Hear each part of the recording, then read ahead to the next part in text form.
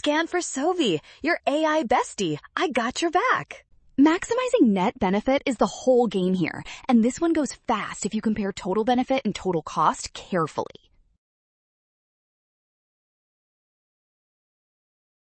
To maximize total net benefit, start by using the table to compare Lily's total benefit with her total cost at each scarf amount, because net benefit means benefit minus cost. Now compute the first values shown. For one scarf, 17 minus 8 gives 9. And for two scarves, 33 minus 19 gives 14. So the net benefit is increasing.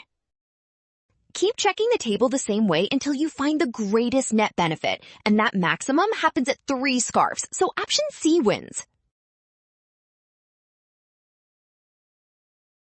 Well done! Option C. Scan now. Watch signs and avoid rush. Trust given information and check each subtraction step so net benefit is compared correctly.